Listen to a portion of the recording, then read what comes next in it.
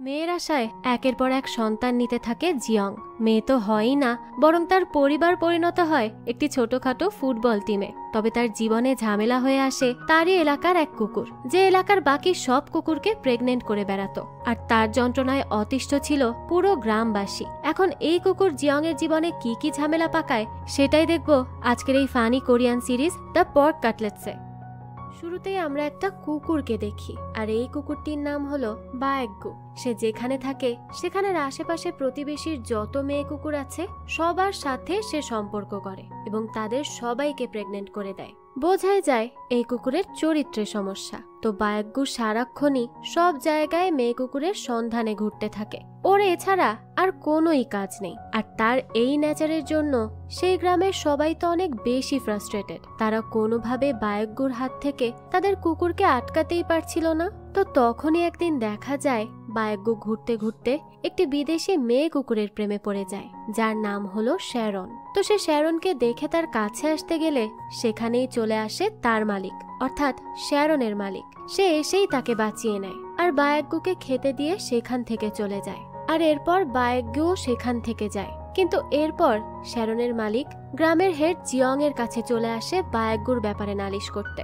আর জিয়ং তো তখনই চলে যায় ওই বায়েগ্গুর বাসায়। বায়েগ্গুর মালিক হলো একজন বৃদ্ধ মহিলা, তার নাম চুন। তো চুনের কাছে গিয়ে যখন জিয়ং বলে যে সে যেন তার কুকুর, অর্থাৎ ওই বায়েগ্গুকে একটু বেঁধে রাখে, কারণ প্রতিবেশী তাদের বিদেশি কুকুরের উপর বায়েগ্গুর নজর থাকার কথা জানিয়েছে। এই কথা শুনে চুন তো অনেক বেশি বিরক্ত হয়। আসলে বায়েগ্গুকে নিয়ে কেউ কিছু বললে তার একেবারেই সহ্য হয় না। এর জন্য সে খুবই বিরক্ত হয়ে জিয়ংকে বলে যে সে দেখে নিবে কি করা যায়, সে যেন এখন এখান থেকে যায়। তো জিয়ং চলে আসলেই চুন বায়েগ্গুর কাছে যায় আর তাকে বলে যে সে যেন ওই শ্যারনের কাছে না যায়, তার জন্য তো গ্রামের সকল কুকুরই পাগল। এটা বলে সে তাকে আদর করে আর তাকে আরো খেতে দেয়। যাক, তো পরদিন সকালেই আমাদেরকে জিয়ং এর ফ্যামিলিকে দেখানো হয়। তার হলো 3টা ছেলে। তো এই 3টা ছেলেই দেখা যায় সকালে উঠেই বাসায় অনেক বেশি শোরগোল করতে থাকে। তার মধ্যে জিয়ং এর কাছে আবারও আর একজনের থেকে বায়েগ্গুকে নিয়ে কমপ্লেইন আসে। জিয়ং তখন বায়েগ্গুর ব্যাপারে তার ওয়াইফ লিমকে জানায়। লিম তখন তাকে বলে যে সে যেন বায়েগ্গুকে বেঁধে রাখতে বলে, তাহলেই তো সব সমস্যার সমাধান হয়ে যায়, তাই না? জিয়ং তখন বলে ঠিক আছে, সে এখন এটাই করবে। এরপরই তারা চলে যায় বাজারে। তখনই সেখানে একজন পরিচিত দোকানদার মহিলা জিয়ংকে বলে যে তার তো 3টা ছেলে হলো, এখন একটা মেয়ে নেওয়া দরকার, আর তার বয়সও তো কম হলো না। লিম তো এটা শুনে লজ্জা পেয়ে যায়। এরপরই পাশের দোকানদার জিয়ং এর কাছে কমপ্লেইন করে যে তার দোকানের চাইনিজ ইয়াম কেউ কিনছে না, এই বিষয়টা যেন জিয়ং একটু দেখে। জিয়ং তখন তাকে জানায় ঠিক আছে, সেই ব্যাপারটা দেখবে, সে যেন চিন্তা না করে। এরপরে আমাদের রাতের দৃশ্য দেখানো হয়। আমরা একটি বাচ্চা ছেলেকে দেখি, তার নাম হলো বক চিয়ল। সে হলো চুনের নাতি। তো বক প্রত্যেকবারই পর্ক কাটলেট নিজে না খেয়ে বায়েগ্গুর জন্য নিয়ে আসতো। আজও যখন সে নিয়ে আসে তখন সে দেখে চুন বায়েগ্গুকে বেঁধে রেখেছে। এটা দেখে তো তার অনেক কষ্ট হয়, আর চুনও এটা সহ্য করতে পারে না। কিন্তু তার কাছে তো করার কিছুই ছিল না, কারণ তার প্রতিবেশীরা বায়েগ্গুর নামে শুধু নালিশই করে যেত। যাক, তো পরের দিন সকালেই দেখা যায় বায়েগ্গু আবারও একটা কাণ্ড ঘটিয়ে ফেলেছে। সে এক প্রতিবেশীর বাড়িতে গিয়ে তার কুকুরের সাথে সম্পর্ক করতে গিয়েছে। আর তার মালিক তো এটা দেখার সাথে সাথেই জিয়ংকে নিয়ে দৌড়াতে দৌড়াতে চলে আসে চুনের কাছে। আর এসেই তাকে বলে যে সে তার কুকুরকে কেন আটকাচ্ছে না। চুন তাকে বলে যে সে তো বায়েগ্গুকে বেঁধেই রেখেছিল, আর যদি বায়েগ্গু তার কুকুরের সাথে কিছু করেও থাকে তাহলে তো এটা দুই পক্ষের ভালোবাসার জন্যই হচ্ছে, এখানে এত নিষেধ করার কি আছে। এটা শুনে জিয়ং বলে যে সে তো শুধু একজনকে ভালোবাসে না, সে তো সব কুকুরকে ভালোবাসে এবং তার তো বাচ্চারও অভাব নেই। এত এনার্জি যে কিভাবে আসে একটা কুকুরের মধ্যে। তখনই পাশে থাকা মহিলাটি বলে যে সে তো তাকে সেই চাইনিজ ইয়ামগুলো খাওয়ায়, যার জন্যই এমন হয়েছে, কিন্তু সে আর এগুলো সহ্য করতে পারছে না। তার কথা চুন তো তখন কানেও লাগায় না, যার জন্য তারা দুজনই নিরাশ হয়ে সেখান থেকে চলে আসে। কিন্তু মহিলাটি তখনও অনেক বেশি রেগেছিল।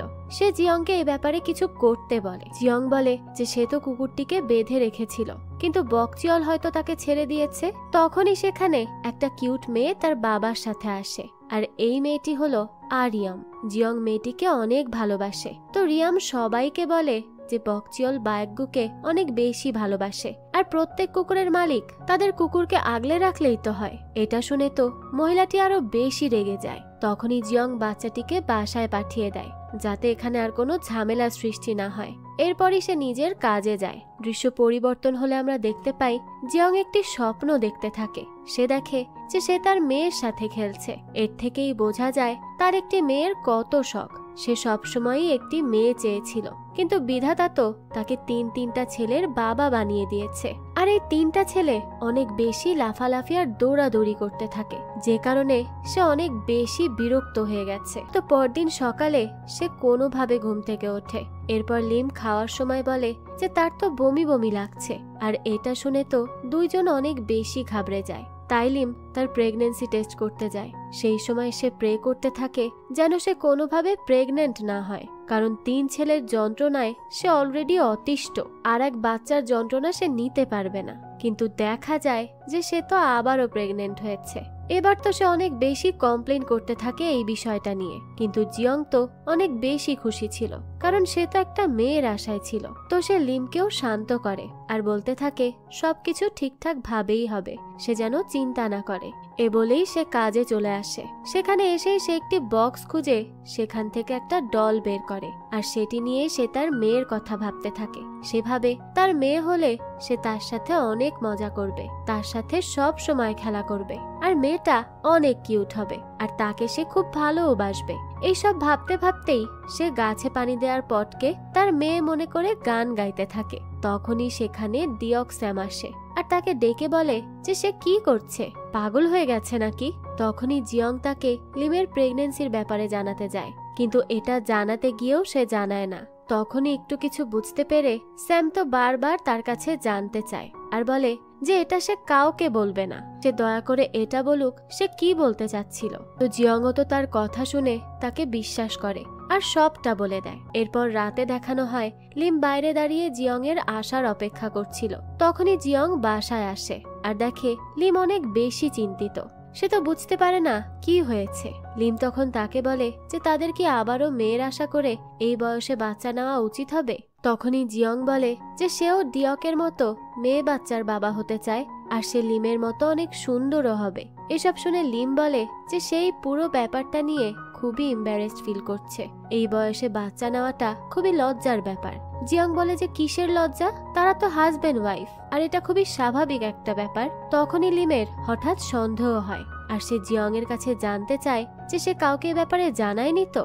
জিয়ং তো তখন একেবারে চুপ হয়ে যায়, কারণ সে তো অলরেডি দিয়ককে জানিয়ে দিয়েছে এই কথা। তো এরপর সে কিছু বলতেই যাবে তখনই গ্রামের সবাই এক এক করে সেখানে আসতে থাকে আর লিমের জন্য তারা বিভিন্ন ধরনের খাবার নিয়ে আসে, অর্থাৎ তারা সবাই জেনে গেছে। তখন তো লিম রেগে মেগে জিয়ং এর দিকে তাকায়। জিয়ং তখন জানায় যে সে তো শুধু দিয়ক স্যামকে বলেছে আর তখনই দেখানো হয় স্যাম সবাইকে এই ব্যাপারে জানিয়ে দিয়েছে। যদিও সে বলেছিল সে কাউকে কিচ্ছু জানাবে না, কিন্তু গ্রামের সবাই তো এখন এই ব্যাপারটা জানে। তবে হ্যাঁ, তারা সবাই লিমের অনেক কেয়ার করে, কিন্তু একজন ছাড়া, সেই নতুন প্রতিবেশী যাদের কাছে বিদেশি কুকুর শ্যারন আছে।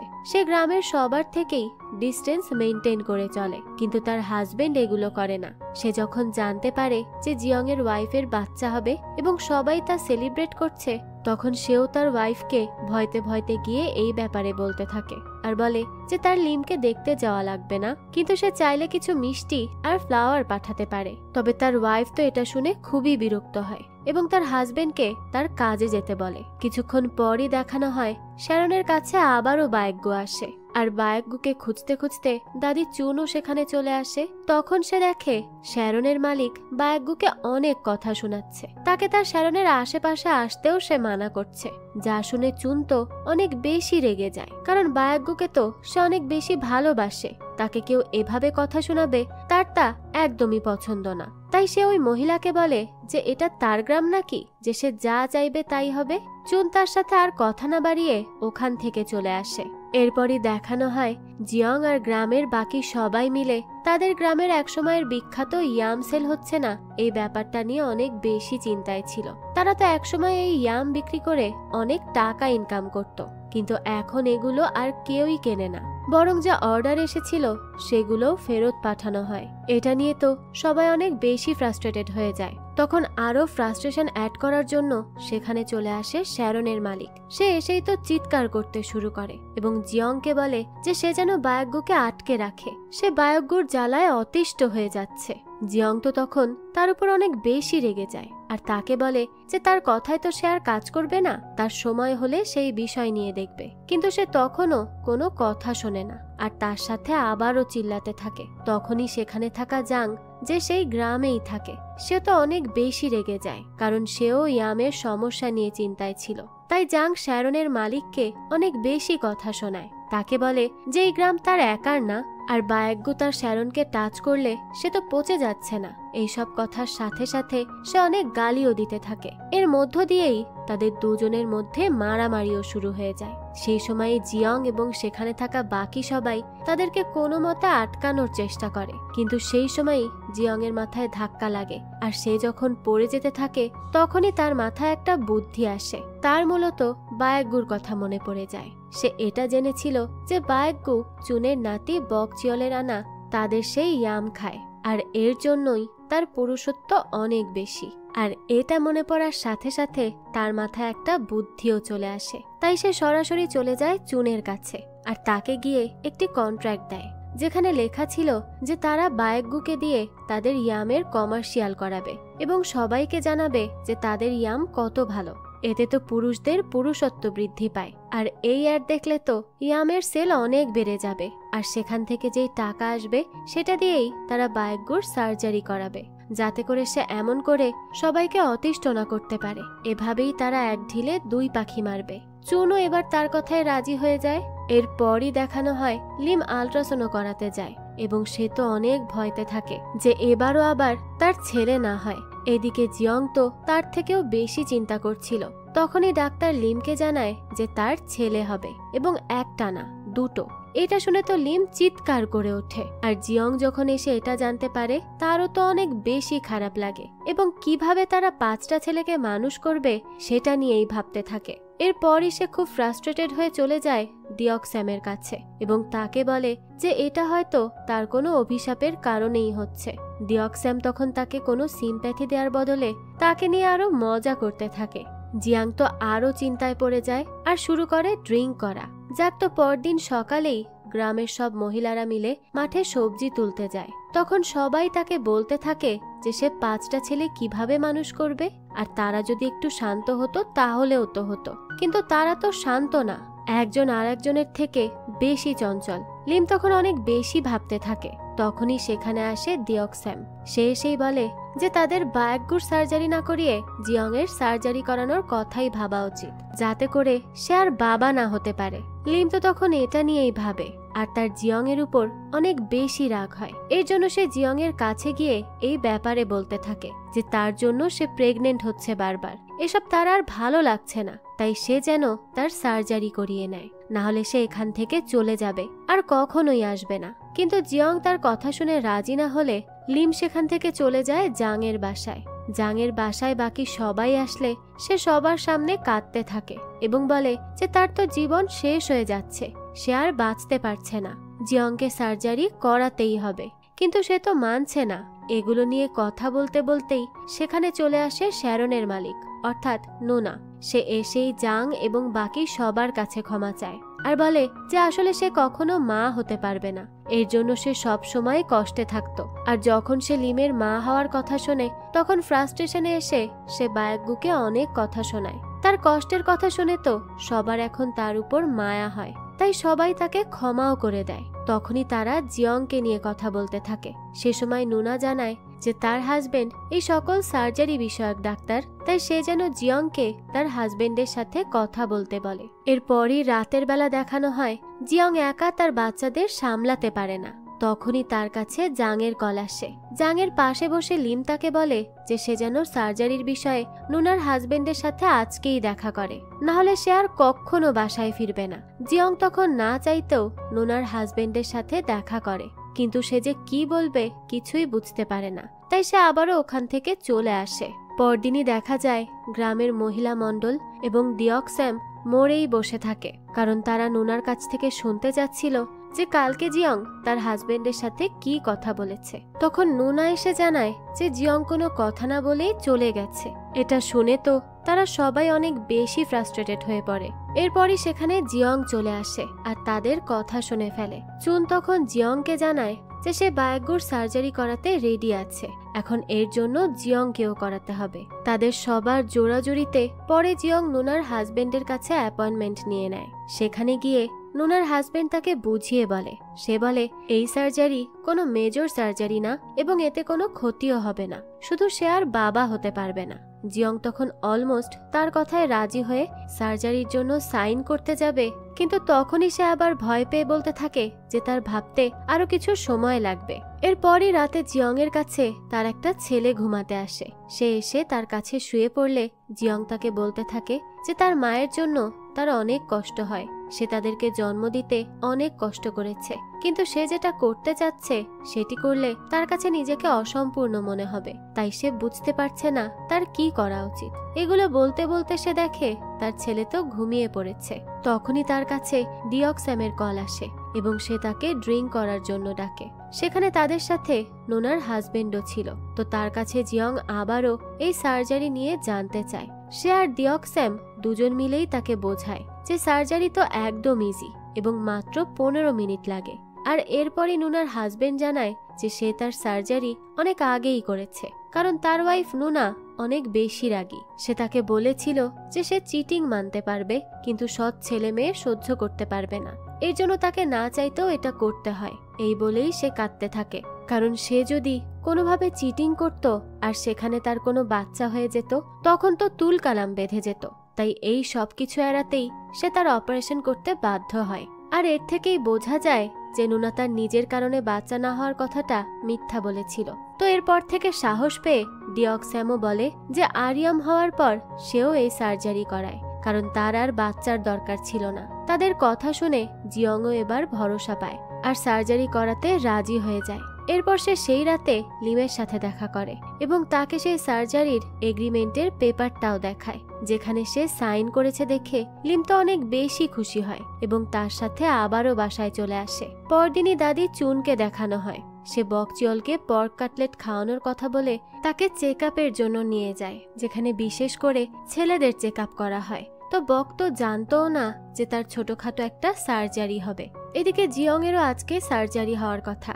এর জন্য তো গ্রামের সবাই তাকে স্বাগতম জানায়, যেন সে কোনো মহৎ কাজ করতে যাচ্ছে। আর তাদের এই আচরণ দেখে জিয়ং তো অনেক বেশি এম্বারেস ফিল করতে থাকে আর অনেক লজ্জাও পায়। তো এরপরই সে হাসপাতালে যায়। সেখানে গিয়ে সে তো প্রচুর ভয় পেতে থাকে এবং পালিয়ে যাওয়ার কথাও ভাবে, কিন্তু তাকে তো এটা করতেই হবে। তো সার্জারি রুমে গিয়েও তার অনেক চিন্তা মাথায় আসে যে সে এটা নিজের সাথে ঠিক করছে কিনা, কিন্তু কোনোভাবে সে নিজেকে বোঝায় এবং সার্জারিটা করিয়েই নেয়। এরপরই তারা পর্ক কাটলেট খাওয়ার জন্য একটি রেস্টুরেন্টে যায়। আর ওই একই রেস্টুরেন্টে আসে বকচিয়ল তার দাদির সাথে। সে তো অনেক বেশি কাঁদতে থাকে, কারণ তাকে ধোকা দিয়ে এখানে আনা হয়েছে। আর জিয়ংও তো অনেক কষ্ট পাচ্ছিল, যার জন্য তারা দুজনই পর্ক কাটলেট খেতে চায় না। তো এরপরই বাসা আসার সময় তাদের দুজনের গাড়িতে উঠানামা হওয়ায় অনেক কষ্ট হয়, তাই তারা দুজনই গাড়ি থেকে নেমে যায় আর নিজেদের কষ্ট নিয়ে বাসায় আস্তে আস্তে করে হেঁটে আসতে থাকে। এরপরই দেখানো হয় সবাই মিলে জিয়ং আর বকচিয়লের সার্জারি সেলিব্রেট করছিল। সেখানে সবাই তাদের জন্য অনেক মজার মজার রান্না করেও আনে। এরপর গ্রামের সবাই আসলে একসাথে মিলে বেশ মজা করে সময় কাটায়। এর থেকেই বোঝা যায় যে এই গ্রামে কারো প্রাইভেসি নেই, সবাই সবার ব্যাপারে সব জানে এবং মিলেমিশে থাকে। যাক, তো জিয়ং আর বকচিয়লের খাওয়া দাওয়া হয়। তখন তো সব বড়রা ড্রিঙ্ক করলেও জিয়ংকে নুনার হাজবেন্ড আজকে ড্রিঙ্ক করতে মানা করে, কারণ তার সার্জারি হয়েছে। তো এরপরই জিয়ং বকচিয়লকে নিয়ে বাইরে আসে আর বলে সে বকচিয়লকে তার বাসায় পৌঁছে দিয়ে নিজে বাসায় চলে যাবে, তারা যেন সবাই এখানে এনজয় করে। তো জিয়ং বকচিয়লকে বাসায় নিয়ে আসে এবং তাকে সাবধানে থাকতে বলে। এরপর বলে যে বায়াগ্গুর অপারেশন কবে হবে। বকচিয়ল জানায় যে অপারেশন কালকে হবে এবং কালকে কমার্শিয়ালের লোকেরাও আসবে। এরপরই বকচিয়ল বাসায় গেলে জিয়ং বায়াগ্গুর সাথে কথা বলতে থাকে এবং তার সাথে নিজের কষ্ট শেয়ার করে, কারণ বায়াগ্গুর সাথেও কালকে তাই হবে যা তার সাথে আজকে হয়েছে। তো এরপরই সে খেয়াল করে সেখানে মদ রাখা, যেটি তার অনেক পছন্দের ছিল। তার তখন ডাক্তারের কথা মনে পড়ে যে তাকে এটা মানা করেছিল, কিন্তু সে একটু টেস্ট করবে ভেবে পুরোটাই খেয়ে নেয়। এরপর তো সে মাতাল হয়ে বায়গ্যুকে বলতে থাকে যে সে কেন সবার প্রেসারে এসে সার্জারি করাবে, তার নিজেরও তো ইচ্ছা আছে, তার এসব করা উচিত না। এরপরই দেখানো হয় পরদিন সকালে কমার্শিয়ালের লোকেরা চলে আসে আর তারা বায়গ্যুকে দেখতে চায়, কিন্তু দেখা যায় বায়গ্যুর ঘর থেকে বেরিয়ে আসে জিয়ং। এটা দেখে তো সবাই অনেক বেশি অবাক হয়ে যায় এবং সে এখানে কি করছে আর বায়গ্যুই বা কোথায় গেছে তা তারা বুঝতে পারে না। এরপর থেকে তো গ্রামের সবাই মিলে বায়গ্যুকে খুঁজতে শুরু করে, কিন্তু কোনোভাবে কোথাও তাকে খুঁজে পায় না। তারা আশেপাশের গ্রামেও অনেক খোঁজাখুঁজি করে, কিন্তু বায়গ্যুকে তারা কোথাও পায় না। এর জন্য সবাই মিলে মিটিং এ বসে। জিয়ং বলে যে হয়তো সে বায়গ্যুকে ছেড়ে দিয়েছে বা সে হয়তো কিছু করেনি, তো এটা নিয়ে ভেবে আর কোনো লাভ নেই, কারণ সে তো অনেক বেশি ড্রাঙ্ক ছিল। তাদেরকে যে করেই হোক বায়গ্যুকে খুঁজতে হবে, কারণ দাদি চুনের জন্য বায়গ্যু তার ছেলের মতো ছিল। তার ছেলে মারা যাওয়ার আগে তার কাছে বায়গ্যুকে রেখে গিয়েছিল, তাই তাদেরকে বায়গ্যুকে খুঁজতে হবে। এরপরই জিয়ং ভাবে যে হয়তো বায়গ্যুর কোনো শত্রুই তাকে নিখোঁজ করেছে, কিন্তু বায়গ্যুর শত্রু তো গ্রামের সবাই ছিল। এর জন্য তারা কাকে রেখে কাকে সন্দেহ করবে, তাই তারা এগুলো বাদ দিয়ে প্রথমে পেমফ্লেট সব জায়গায় ছড়িয়ে দেয়, বায়গ্যুকে খোঁজার কথা ভাবে, কিন্তু কেউই বায়গ্যুর কোনো খবর দিতে পারে না। এরপরই দেখানো হয় সবাই বায়গ্যুকে খুঁজতে খুঁজতে তাদের এনার্জি শেষ করে ফেলে। এরপর সবাই তাদের রোজগার কাজে লেগে পড়ে। এর মধ্য দিয়েই লিমেট টুইনেরও জন্ম হয় আর জিয়ং এরও প্যারা আরো বেশি বেড়ে যায়। তখনই তাদের গ্রামের মিটিং থাকে। জিয়ং সেখানে আসে আর সবাইকে সিঙ্গিং কম্পিটিশনের কথা বলে। সেই সময় দিয়ক স্যাম সেখানে তার সাথে এই সব সিরিয়াস বিষয় নিয়ে মজা করতে থাকে। এতেই তো জিয়ং এর সাথে তার কথা কাটাকাটি হয়ে যায়। আর এটা করার পরই জিয়ং যখন সবাইকে তাকে আবারও হেড বানানোর জন্য সাইন করতে বলে, তখন দিয়ক স্যাম বলে যে তারা ইলেকশন চায়, অর্থাৎ সেও প্রার্থী হয়ে দাঁড়াবে এবার। এটা শুনে তো জিয়ং অনেক বেশি রেগে যায়, কিন্তু এটা তো তার হাতে নেই। এজন্য তাকে দিয়ক স্যামকে নিজের কম্পিটিটর হিসেবে মেনে নিতে হয়। আর এর পরই আসে স্পিচ দেওয়ার দিন। সেই দিন প্রথমে দিয়ক তার স্পিচ দেয় এবং অনেক অনেক আশ্বাস দেয় মানুষকে, কিন্তু সবাই তো জানতো যে এই গ্রামে এগুলো করা কোনোভাবেই সম্ভব না। এর জন্য তাড়াতাড়ি স্পিচে একটুও খুশি হয় না। এরপরই জিয়ং এর টার্ন আসে। সে তো অনেক ভয়তে ভয়তে কিছু বলার পয়েন্ট রেডি করে আর স্টেজে ওঠে। আর যখনই সে স্পিচ দিতে যাবে তখনই দেখা যায় যে তার কাছে সে কমার্শিয়াল কোম্পানি থেকে কল আসে এবং তাকে বলা হয় যে তারা বায়গ্যুর সেই কমার্শিয়াল করতে চায়। তারা কি বায়গ্যুকে খুঁজে পেয়েছে? তো এটা জেনেই তো জিয়ং এর মাথায় আবারও একটা বুদ্ধি আসে। সে সবাইকে বলে যে তাদের ইয়ামের বিক্রির সমস্যা একমাত্র দূর করতে পারবে বায়গ্যুর কমার্শিয়াল, তাই তাদেরকে এখন যে কোনো মূল্যেই বায়গ্যুকে খুঁজে বের করতে হবে। এটা শুনেই তো দিয়ক স্যাম চিৎকার করে ওঠে আর বলতে থাকে যে তাহলে যে আগে বায়গ্যুকে খুঁজে বের করবে সেই হবে এই গ্রামের হেড। জিয়ংও তো তার এই চ্যালেঞ্জে রাজি হয়ে যায়। আর এর পর থেকেই দেখা যায় দুই পক্ষেরই বায়গ্যুকে খোঁজার কাজ শুরু হয়ে যায়। তারা চারিদিকে তন্ন তন্ন করে খুঁজতে থাকে। এখন এটাই দেখার পালা কে হবে গ্রামের হেড। তো এরপরই আমাদেরকে জিয়ংকে দেখানো হয়। সে তো বায়গ্যুর বাসার মধ্যে ঢুকে তার সাইকোলজি বোঝার চেষ্টা করছিল। সে বোঝার চেষ্টা করে যে বায়গ্যু আসলে কখন কি ভেবে কোন দিকে যেতে পারে। তখনই সেখানে সেই একই কাজ করতে থাকে দিয়ক স্যাম। সেও বায়গ্যুর ফিঙ্গারপ্রিন্ট খোঁজার জন্য সেখানে চলে আসে, কিন্তু কুকুরের কি আর ফিঙ্গারপ্রিন্ট হয়? এই সব নিয়েই তো তাদের একসাথে সেখানে দেখা হলে দুজনের মধ্যে কথা কাটাকাটি হয়ে যায়। তারা দুজনই তো একে অপরকে উল্টো পাল্টা কথা বলতেই থাকে। তাদের দুজনের কেউই এখন একজন আরেকজনকে সহ্য করতে পারছিল না। যাক, তো এরপরই দেখানো হয় জিয়ং আর দিয়ক স্যাম আর বাকি সবাই মিলে একসাথে এক জায়গায় একত্রিত হয়। সবার একটাই আগ্রহ যে বায়গ্যুকে খোঁজার কাজ কত দূরে গেল। তখন তারা দুজনেই জানায় যে তারা কোনো ক্লুই এখন পর্যন্ত পায়নি। তখনই সেখানে দৌড়াতে দৌড়াতে জাং আসে আর সবাইকে বলে যে তার কুকুরের বাচ্চা হয়েছে, অর্থাৎ নিশ্চয়ই বায়গ্যু আশেপাশেই আছে, কারণ বায়গ্যু ছাড়া তো এই কাজ আর অন্য কেউ করতে পারে না। সেই তার কুকুরকে প্রেগনেন্ট বানিয়ে দিয়েছে।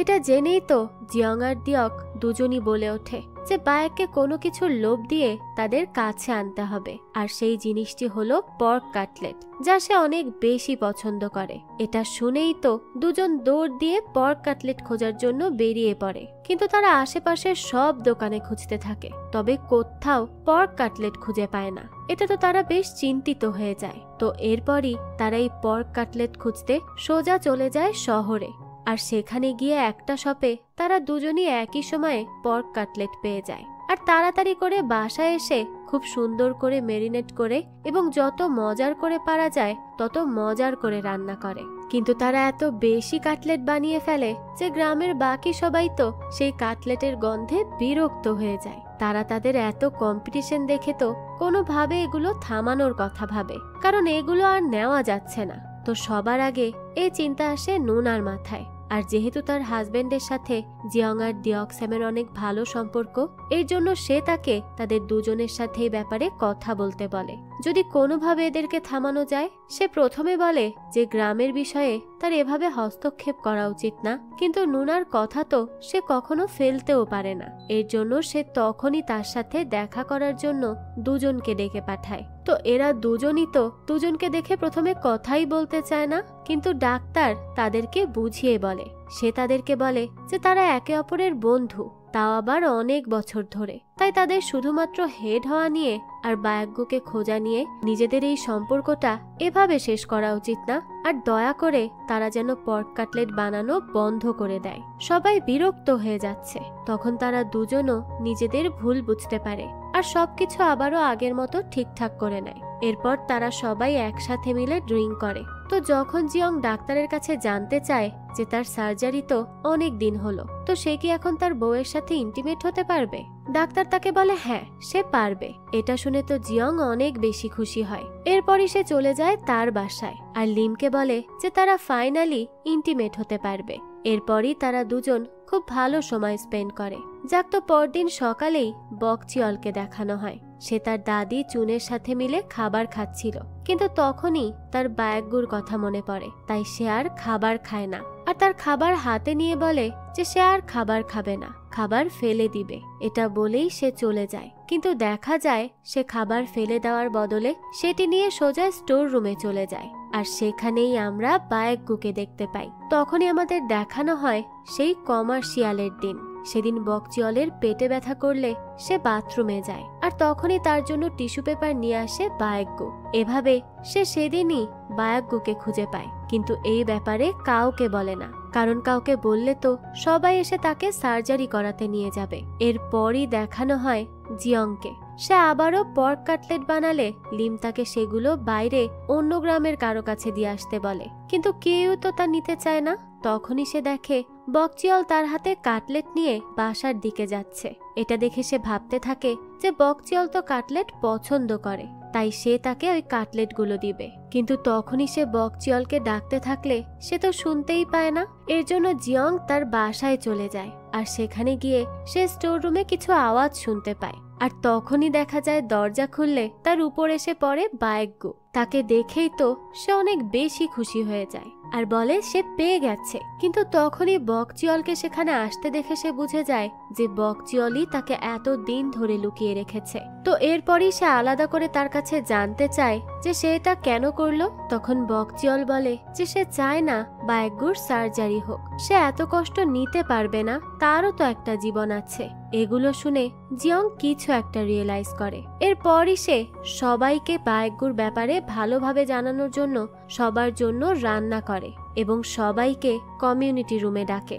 সেখানে সবাই আসলে সে 2-3 বার কথাটা বলার চেষ্টা করে, কিন্তু কেউ না কেউ তাকে অন্য কথা বলে বারবার বাধা দিতে থাকে। আর এরপর আবারও সে বলতে গেলে দেখা যায় লিমের তো বমি আসতে শুরু করে, তাই সে দৌড় দিয়ে ওয়াশরুমে চলে যায়। এটা দেখে তো এবার জিয়ং এর চিন্তা হয়। সে ভাবে যে লিম এমন কেন করছে, সে তো প্রেগনেন্ট হতে পারে না, কারণ জিয়ং এর তো সার্জারি হয়েছে, তাহলে প্রেগনেন্ট হওয়া তো অসম্ভব।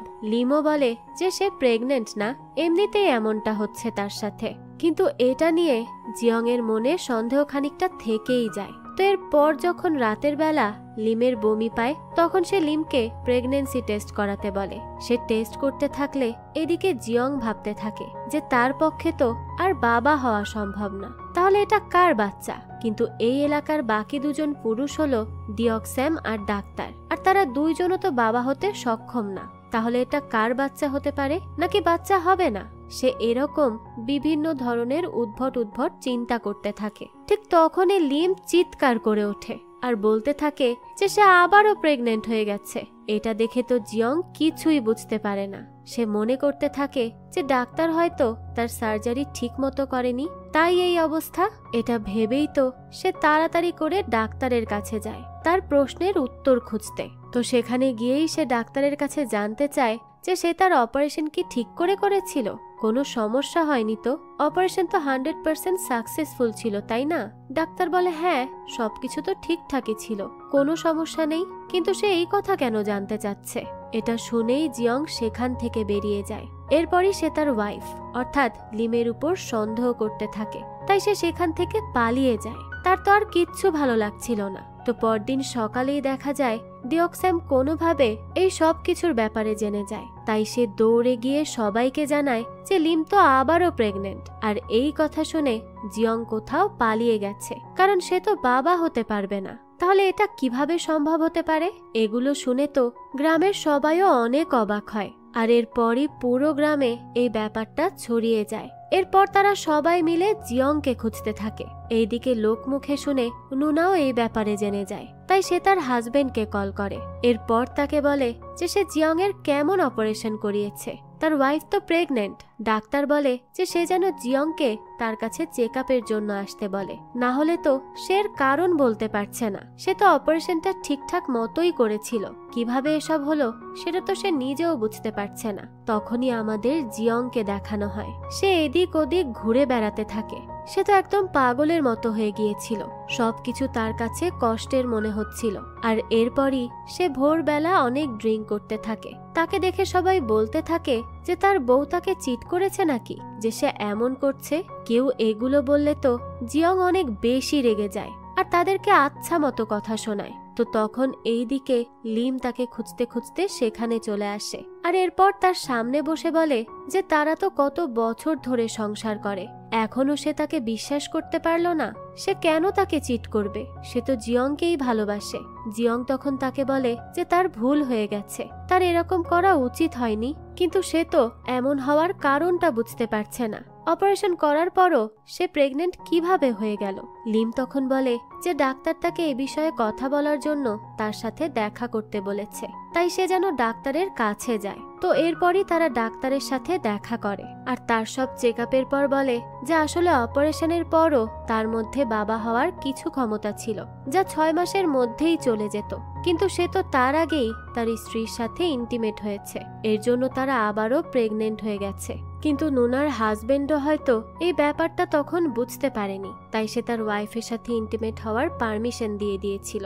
এটা শুনে তো লিম অনেক বেশি কাঁদতে থাকে, কিন্তু জিয়ং তার কাছে ক্ষমা চেয়ে চেয়ে তাকে শান্ত করে এবং বোঝায় যে এটাই তো তাদের শেষ বাচ্চা, এরপর আর কোনো সমস্যা হবে না। তো যাই হোক, গ্রামে ফিরে এসে তারা গ্রামের সবাইকে সবকিছু জানায়, কারণ তাদের না জানালেও তারা তো জেনেই যাবে। তো তারা তাদের জন্য খুশি হয়, কিন্তু কি আর বলবে বুঝতে পারে না, কারণ পরপর এতগুলো বাচ্চা। তো তারা কথা বলতে থাকে।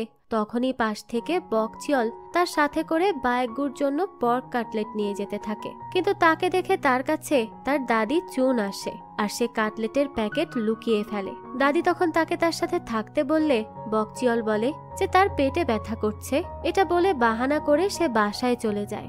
এরপরই বায়গুকে খেতে দেয়, কিন্তু তখন সে বলতে থাকে যে সে তার দাদি চুনের সাথে আর মিথ্যা বলতে পারছে না। এদিকে জিয়ংকে দেখানো হয়। সে তার ছেলেদের ডেকে ভালোভাবে রান্না করে জানায় যে তাদের মা আবারও প্রেগনেন্ট।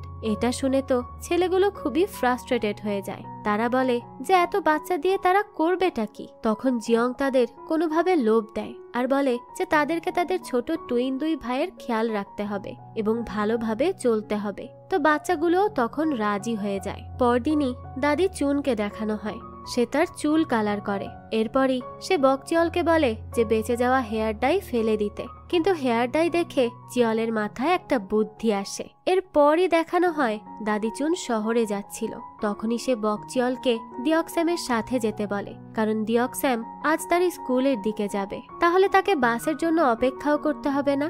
এটা বলেই সে চলে যায়। এদিকে জিয়ং আর লিম আজকে আল্ট্রাসাউন্ড করতে যাচ্ছিল। আজকে তারা বাচ্চার জেন্ডার জানতে পারবে। তখনই সেখানে জিয়ং দিয়কস্যামকে তার বাইক নিয়ে যেতে দেখলে তাকে ডাক দেয় এবং বলে যে সে কোথায় যাচ্ছে। দিয়কস্যাম বলে সে দাদি চুনের কথায় বকচিয়লকে স্কুলে দিয়ে আসার জন্য পিক করতে যাচ্ছে।